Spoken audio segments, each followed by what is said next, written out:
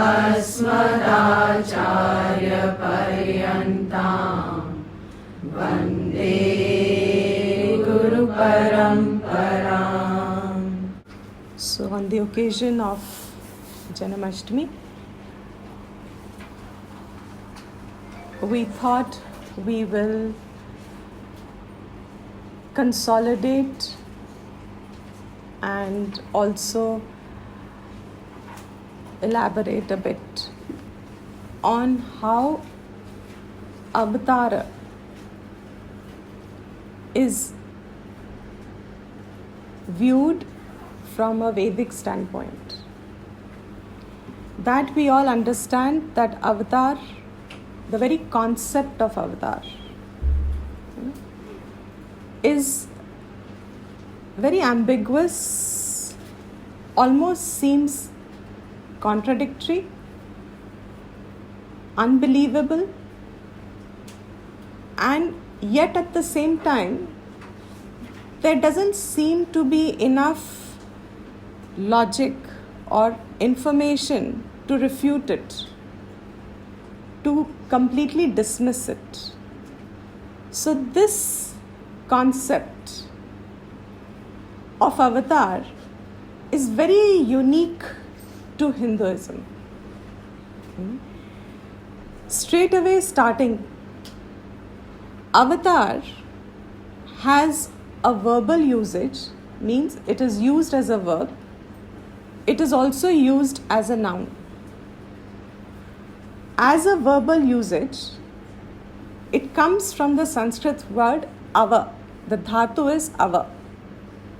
Ava basically means niche, ana, descent. Tara comes from the root tri, tarna, crossover. Tairna, Hindi word tairna is from the same root tri. Tri means to cross over.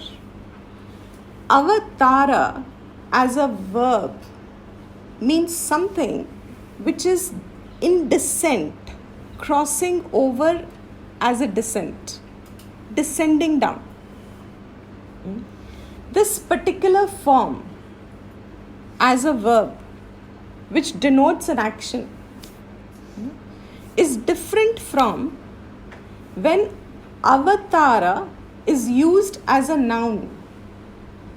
When it gets used as a noun, it starts denoting a person. It is a name. It denotes a person. Noun denotes a person. When a verb becomes a noun, in Sanskrit it's possible. How? The derivation is avatarati iti avatara. The one which descends, who descends, is called an avatar. So you find very interesting, in the Veda itself, avatara is used as a verb. And post-Vedic literature, especially the Puranas, talk of avatar as a noun. So you do not find references directly as you do in Puranas, and all Puranas. If it's a Shiva Purana, it talks about Shiva avatar. Devi Purana talks about Devi avatar. Vishnu Purana talks of Vishnu avatar. Garuda Purana also talks of Vishnu avatar, etc., etc. You find the avatar is very intricately, very detailed, and also very elaborately talked about in post-Vedic literature. While avatar as a concept, even though it is so detailed and unique to Hinduism, we also find that it is available in other religions. Like in Christianity, they talk of incarnation, they talk of Messiah, you talk of Allah. Allah is also an incarnation. In Buddhism, you have Buddhas. You find that it is not there in other religions. Most of the important religion doctrines cover it in some aspect or the other. Christianity definitely has, and Islam has. Buddha has. Jain had. Etc. etc. You find that avatar as a ideology, as a concept in religion, is there prevalent but prominent. So prominent that it is inseparable part of a Hindu traditional life. This difference between verb and noun, when it is taken in the Vedic sense, you find that most of the rituals, Vedas, by now we all know two parts, Karmakand and Jnanakand. Karmakand, most of it Karma and Upasana, all of it Karma and Upasana. All karmas and upasanas were to whom? To deities, to gods. But to doing this as a god, it meant that in that ritual you invoked that god, means you descended the god, but it was with reference to the action. Personified the god. After that, there is no reference to that god. But as a Purana, you started attributing all those divine qualities upon the person, and this person who is now inseparable from his divine characteristics exhibited, that whom we call Bhagavan. Bhagavan, we've done it from the Bhashyam also, the 6 qualities in infinite traits. Samagram, Dhairyam, Viryam, Aishwaryam. When these qualities are there in infinite proportion, we call that Bhagavan. This difference between the two, where post-Vedic we started seeing it as a religion, as a noun, and pre-Vedic or Vedic we saw it as a verb, action. This difference between other religions and how this modified in Hinduism is in the very basic difference of how we see a creator. How is a creator seen in any religion? When there is a pot, best example, Chandogya Upanishad, when there is a pot seen, there was a heap of clay and a student goes to the teacher. Morning he goes, there is a heap of clay. Evening he returns home, he sees a heap of pot. He asks the teacher who made it. Who's made the pots? Now answer is, pot maker made the pot. When the pot maker makes the pot, he makes it with the clay. Pot maker is different from clay and the pot. This is all religions. Incarnation in all the religion is where Ishvara, Bhagwan, God, give it any name, is in the form of a Nimitta Karan. Nimitta Karan is incidental and okay, it is just he's a incidental cause. He's the cause, efficient cause. He's an efficient cause. But factually, he's separate from it. Who created the clay? He himself created the clay, and then he himself modified the clay and made it into a pot. Therefore, the clay and the pot and he, the creator, God, Bhagwan, are always going to be in a relationship of a master and a slave. Servant. Let's not call a slave. He's a master. I'm a servant because I'm a created being. I find myself created in the world. So what is my relationship with such a God who is a master? It is always to obey his command. I cannot break his rule. I cannot break his command because he's the master. He rules. Since he is the creator, he is the ruler. And as he rules all of us. Therefore, my relationship with God cannot transcend the relationship beyond a master and a servant relationship. This is when we take Ishwar, Bhagwan, God, Allah, Masiha, koi bhi naam do, when we take him to be separate from his creation. He created it. But the uniqueness of Vedic vision, thinking, the subtlety of the maturity of the thinking came when God, creator, was not just called the maker, he was also called the material cause. The efficient cause is the nimitta karan, separate. The material cause means he himself becomes the clay. He himself is the creation. He himself is the creation. He is not separate from the creation. He himself, being himself, is now seen as the creation. And he is also the intelligent cause of it. He is also the material cause of it. The upadana karan, the nimitta karan. When you see him as the upadana karan, he is the material cause of everything. Which means he is the one who is the very material of the world. He is also the one who is the maker of the world. How does he inhere in it? He inheres means, how did it start? He says, he first, from, as Chandogya itself says, Sadeva Saumyam idam agra asit ekam eva advitiyam.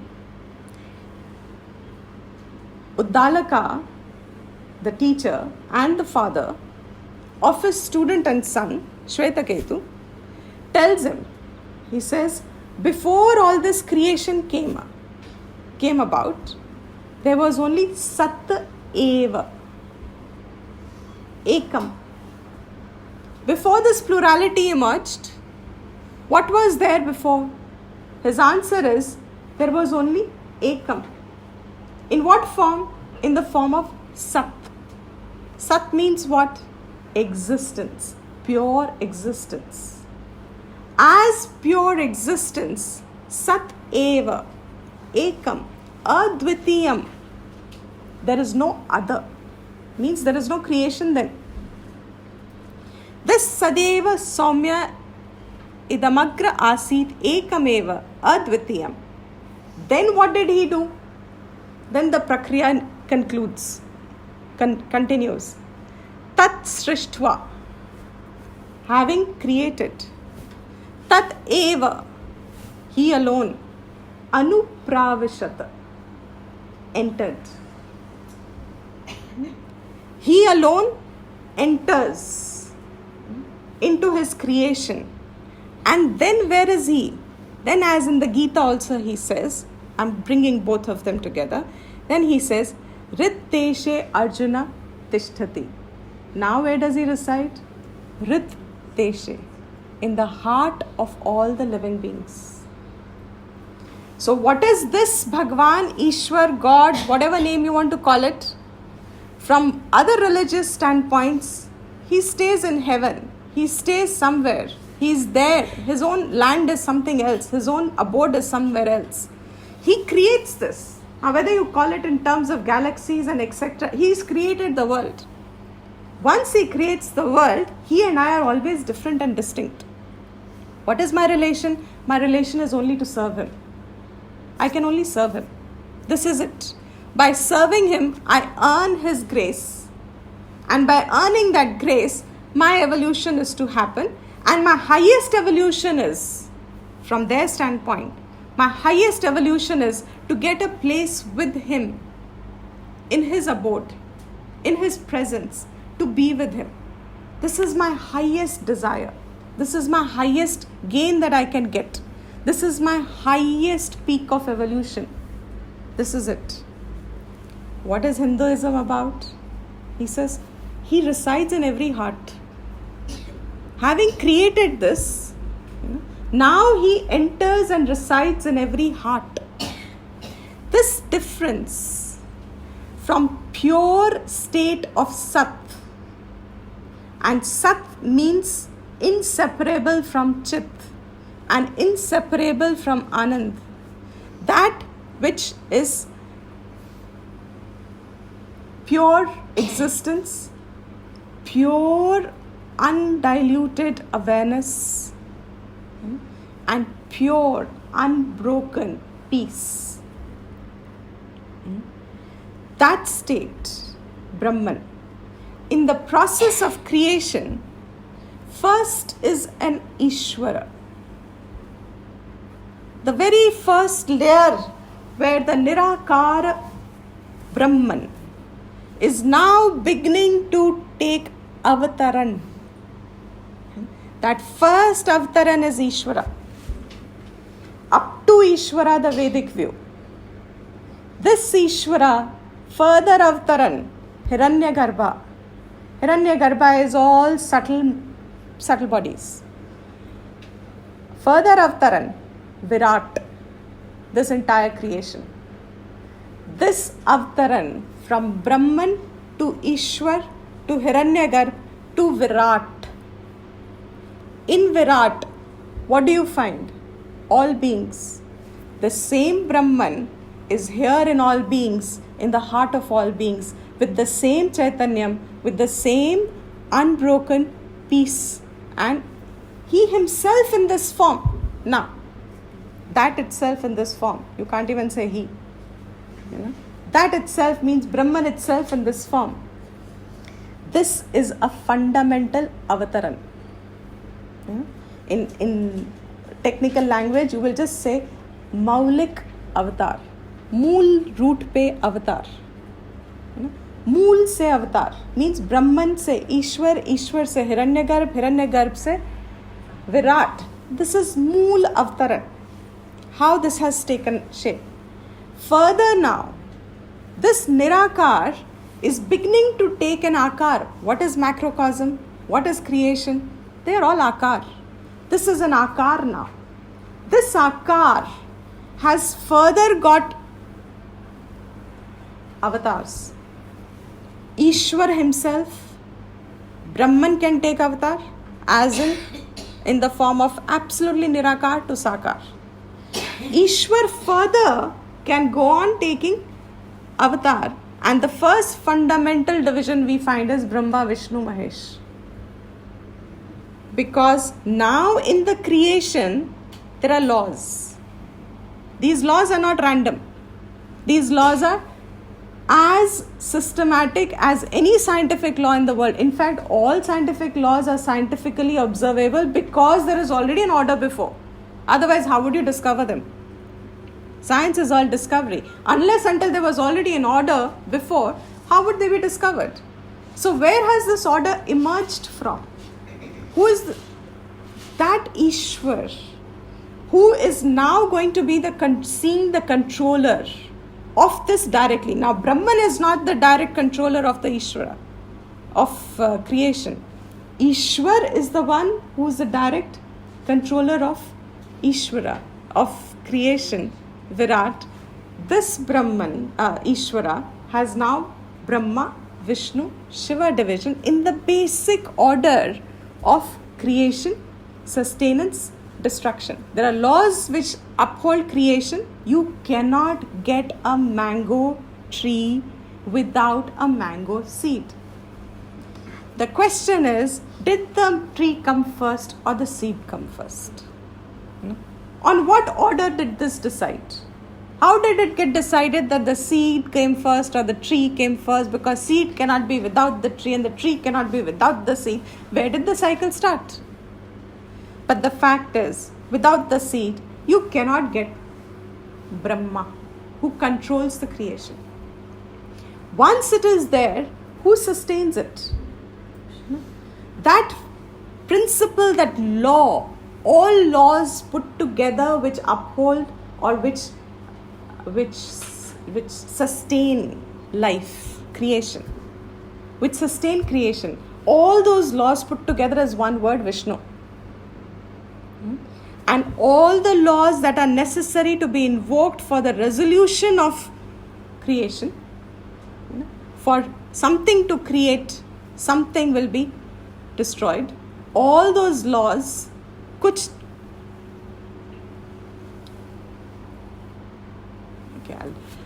that change that comes about is Shiva. This is Guna Avatar. So we spoke of Moola Avatar.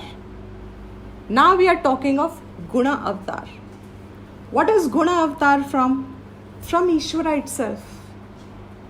And further, this Triputi, normally called, of course there are many. Just keeping this in mind, the possibility of avatar, is it countable now? The possibility of avatar is innumerable. The possibility of avatar is countless.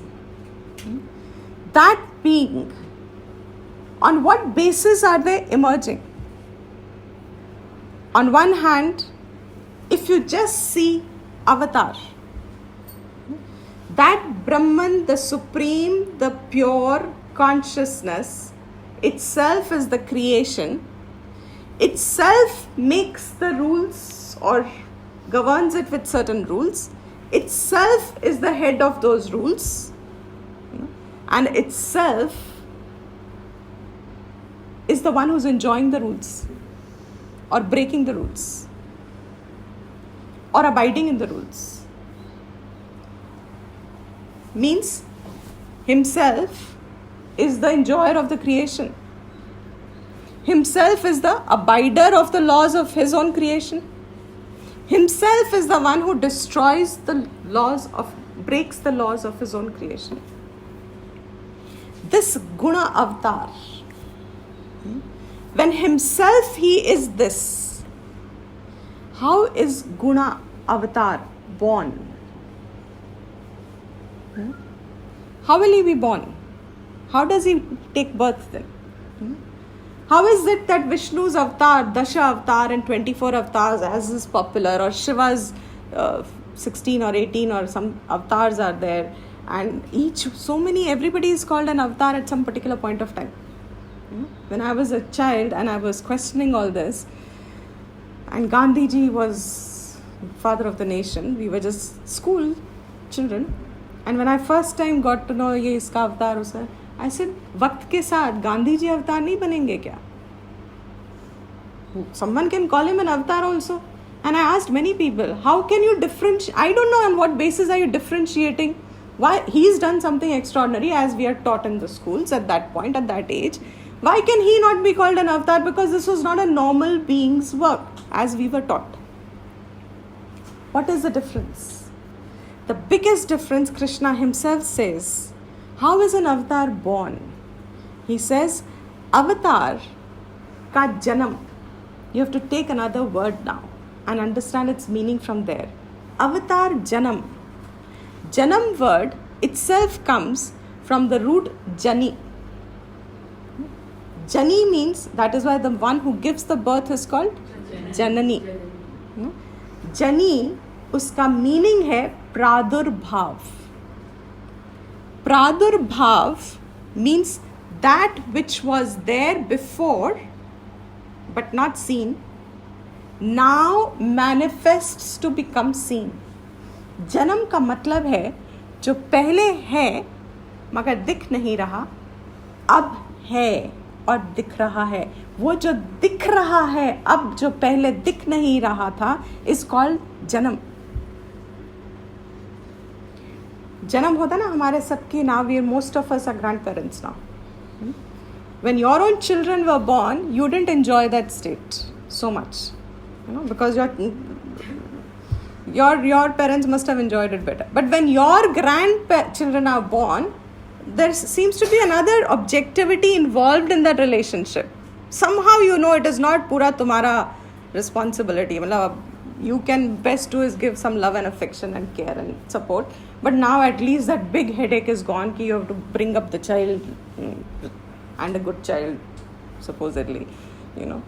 भगवान सबसे ज़्यादा तभी याद आता है अवतार में सबसे ज़्यादा भरोसा तब बनता है because now you don't know what जीवा you are going to be holding and giving relation. Now when you see this relation, how did that child suddenly emerge? Was that a sudden occurrence?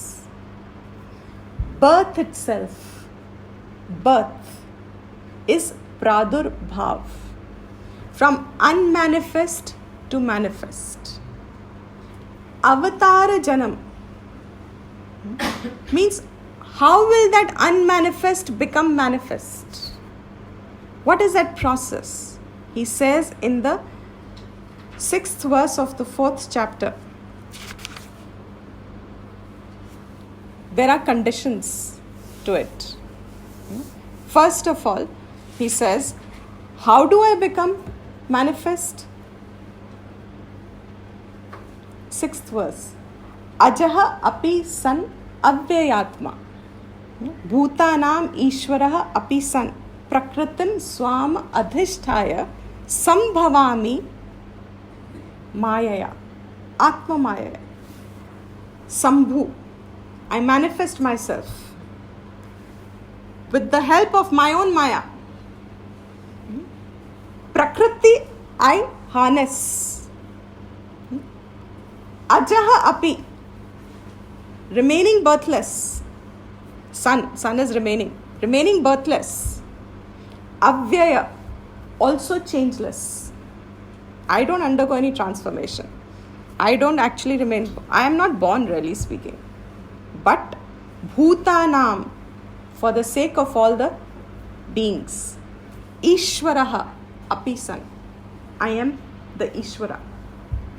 I am seen as the Ishwara.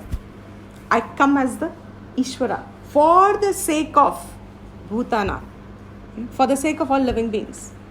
Now, why for the sake of all living beings? On one hand, he creates. As I said, I'm repeating myself, retracing a little back. He creates, he makes the laws, he himself enjoys, he himself, some abide, some break. This some abide and some break is the fulcrum around which Mayaya, Ishvara, harnesses to manifest, take janma. Which means what? When those who abide, means they are following the rules, means Ishwar is creation remains as is. But those who are breaking the rules are now giving ras. Ras means trouble. It's giving suffering to other beings. It is causing suffering to his own other beings. He himself becomes the tyrant. He himself becomes the one who breaks the laws. Because of him breaking the law, that what is called adharma, he breaks the laws, adharma increases, because of which what happens, the people who abide with dharma, they start to become disturbed, agitated, or they suffer at the hands of the adharmic. Because of which, he says, to set this balance back so that it is equally giving an opportunity to all living beings to live their way. To set the balance back and not make any one aspect of his own being more powerful, he says, I take birth. And how do I take birth? It's not my will, he says. For the sake of bhutas, and this is where perhaps the secret of avatara janma lies. It is only when it is called upon, only when there is prayers in the form of called, Hey Bhagwan, bachao. You know what I mean? This is a dramatic way of saying, Hey Bhagwan, bachao. That dramatic ko nikal ke, when you get the spirit of it, when there is more and more people wanting peace back in their life. When lives have got disrupted because certain adharmic elements that have grown out of proportion. And when more and more people are asking for harmony back in their life, and there is a law that gets invoked, it's a crystallizing factor. like in chemistry we say, and you put all those, and then that last drop titrates the chemical. That cry, or cry is also literally, that call, becomes that titrating factor for the Nirakar to take a not only Sakar, a Saguna manifestation. This Saguna manifestation, that verse he said, Yada Yada Hi Dharmasya, everybody knows that. Glanir Bhavati Bharata Abhyuthanam Adharmasya Tadatmanam Srijami Aham. Once again, for the sake of creation, Srijami, I create again. And then, next agenda. So, first point, for his agenda to come, there should be a rise of adharma. Adharmic people should have made life difficult for normal people. Second, dharma should have got declined because of the rise of adharma. Third is paritranaya sadhunam, for the protection of those who themselves are abiding by dharma. Vinashaya cha dushkritam, and to destroy those elements that are causing disruption in the society, to destroy them. Dharma sansthapanarthaya, for the sake of re-establishing dharma. Sambhavami, by my own being. Yuge yuge, I come again and again. These two verses are clinching of the rahasya of how he is born again and again. And what is now the main difference? Just a few more minutes. What is the main difference between avatar, janma? And abhi humne kaha, your grandchild is born, jiva janma. A jiva can be an avatara, is an avatara, because he is also from unmanifest to manifest. So in that sense, every jiva, every life being is an avatar. But every life being is not come with this threefold agenda. Her birth in 3 कारण से नहीं हुआ. हर किसी का birth में ये 3 objective नहीं है जीवन के. हर किसी के बर्थ में what is most clinching of a birth in everyone's birth normal? What makes a difference between avatar janma and a jiva janma? The fact remains, everyone is born with an idea to get something from here. अपने को पूर्ण करने के लिए आता है. Whereas he says, a janma, when I come, I am already purna.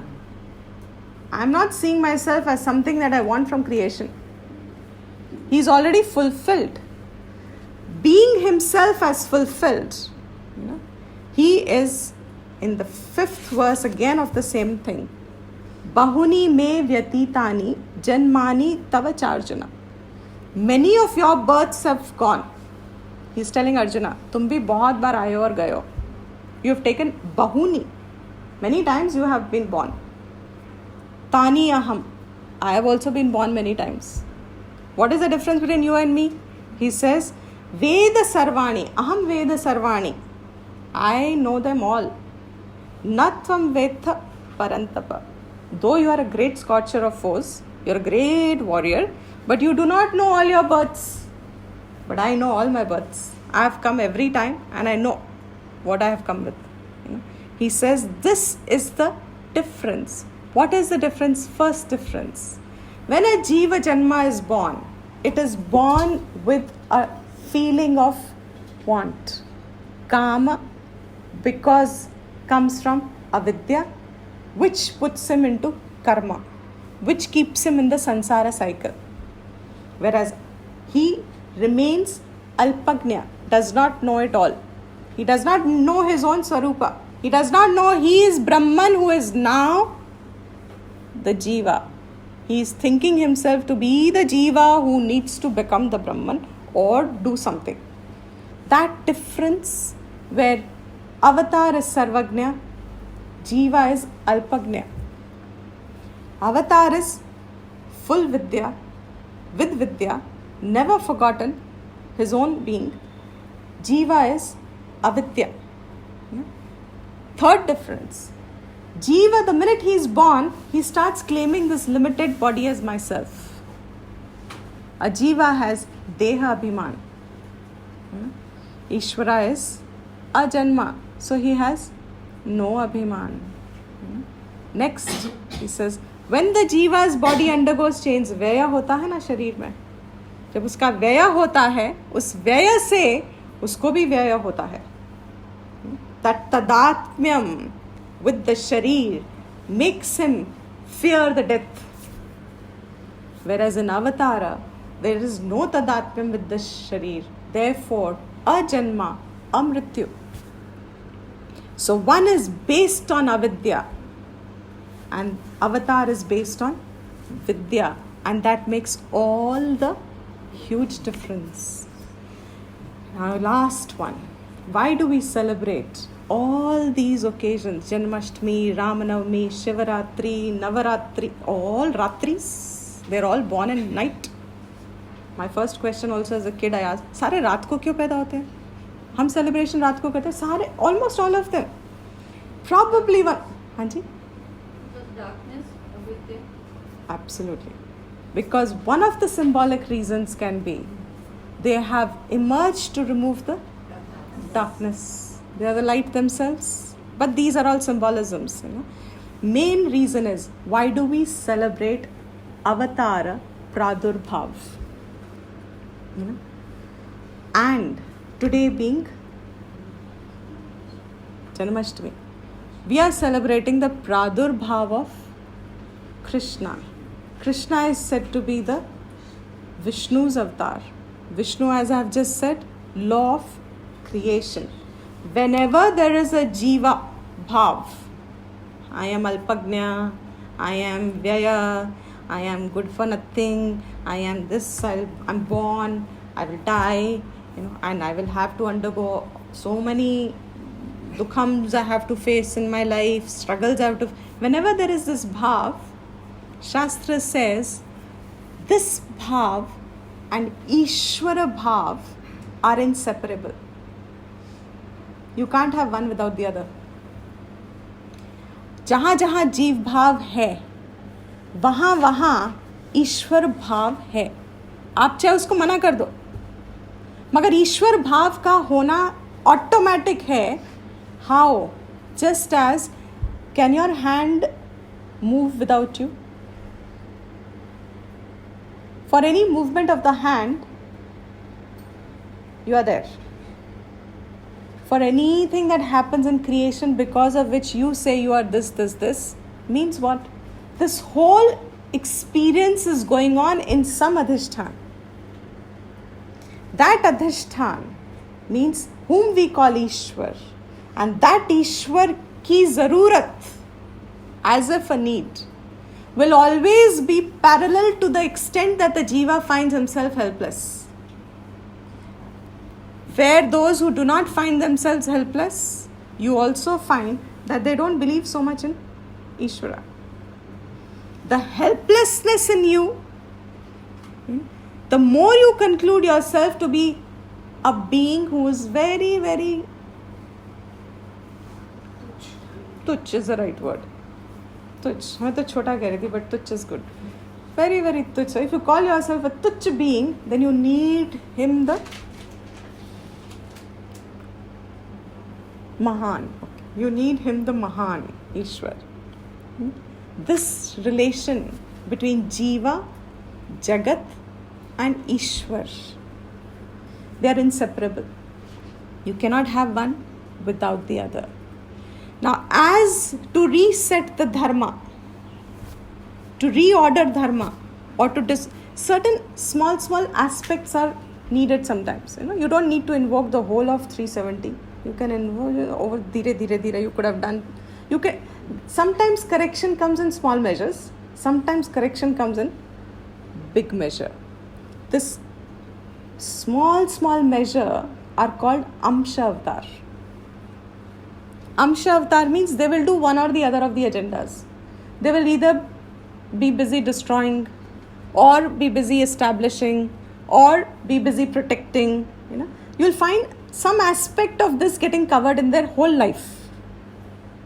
When all these agendas, the 3 protection, gets complete, and the 4th important, that what puts people in the cycle, keeps them in the cycle for which they have to cry for Bhagwan. उससे relief मांगने के लिए जो भगवान को invoke करते रहते हैं, वो जो अविद्या का सोर्स है, टू डिस्ट्रॉय दैट अविद्या, the 4th aspect is give ज्ञान, ब्रह्म ज्ञान. So who is a Purna avatar? There is an Amsha avatar which will do one or the other. And the Purna avatar will do all of them together. It will destroy adharma. It will re-establish dharma. It will protect those who follow the dharma. And it will also give Gyan, Brahma Gyan, by which those who are devoted will also get freedom from the entire cycle of sansara. In Krishna avatar, what do you find? Right from his childhood,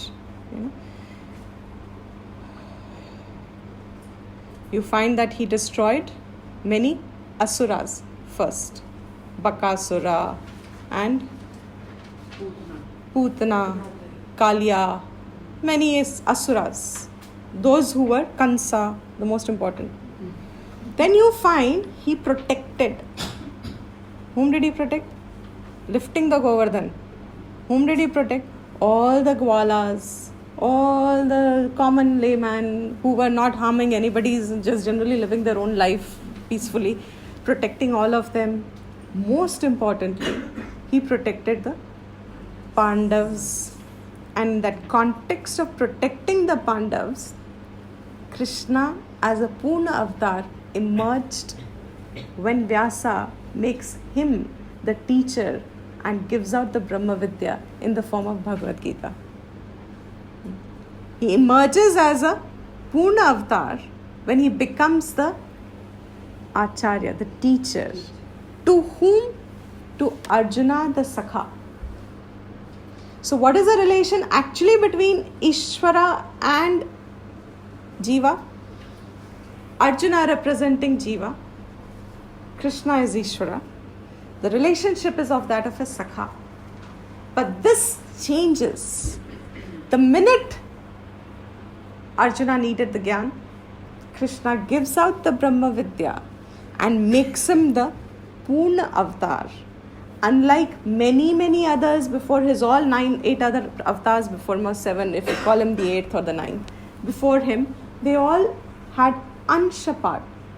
Rama also gave very little of Gyan. You don't find main Gita, Rama Gita is there, but you don't find as much as he did. He did it with Uddhav. He again spoke to Uddhav as a friend. His relationship, if you see all the important relationships, I had a whole list in the morning. You see Krishna with Arjuna, you see Krishna with Sudama, you see Krishna with Uddhav, you see Krishna with, he saved Rukmini also from the Asura, from the devil. You see Krishna with Radha, you see Krishna with Gopas and all the Gopikas or Gopis. You see Krishna and Balram. You see Krishna and Draupadi. You see Krishna and Bhishma. You see various facets of the same principle manifesting themselves wherever he was needed. You find even the Yadavas, he first protected, and then he himself made them. He destroyed them because they now became asuras. They were developing asuric tendencies. Now that's another point I will skip for now. So here, Purna avatar, you see, makes him Purna is because of the Jnanam. Celebrating all these, bringing avatar in our life, celebrating it, means what? 2 things. First, we are strengthening the relationship.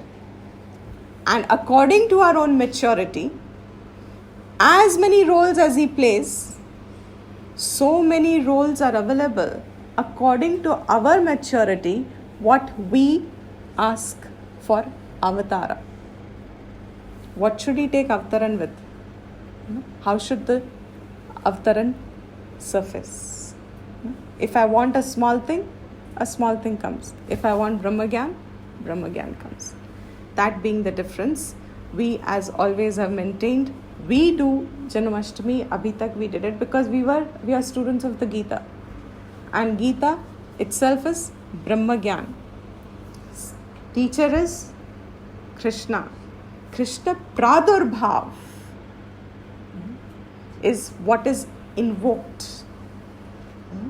And then slowly when you realize, when you come to Vedanta and you know that all the avatar, Maya, is only an aspect of creation Maya. This is not what Vedanta is really talking about. It is not to keep you in that cycle. It is the springboard, certainly, but to get you off it. So the dependency is not there that you seek him for fulfillment of all your desires and then send him back to his wherever, whichever form, and then call him again next day when I need or whenever I want something. Ghanti again, agarbatti again, namaste again, then bribing again. I will give you this, you give me this, etc., etc. Idea is invoke him in such a manner that the cycle itself is destroyed. Remember, I'll conclude it with that example of the president when he visits the jail. When he visits the jail, every prisoner is given one chance to ask something from the president. And every prisoner asks TV, newspaper, good food, friends, internet now, and a video camera so that I can start a YouTube channel, and I need this and I need this and I good clothes and there kitne thousands of prisoners. Everybody asked something or the other to make their stay what they felt immediately not comfortable in the prison. They wanted that so that immediately they could get comfortable in the prison. And the president granted, by evening he came out of it. Nobody asked for. This is how we worship avatars. What do we worship avatar for? But nobody asks for Brahmagyan. Freedom becomes general. Nobody asks for Brahmagyan. So, Avatara Pradurbhav is possible wherever, as and what you would need, so is it possible. So with this, to glorify him, also very, very small point of karma only. Why we glorify is unknowingly whatever you add, at least those few times, and taking name of Ishvara himself,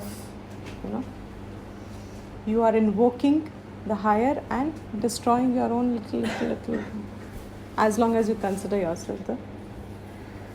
So with this, happy birthday. And we will now sing his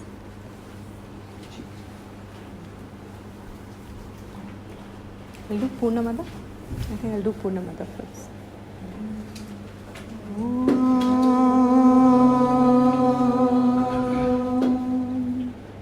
Purnamada Purnamidam Purnat Purnamudachyate Purnasya Purnamadaya Purnamevavashishyate.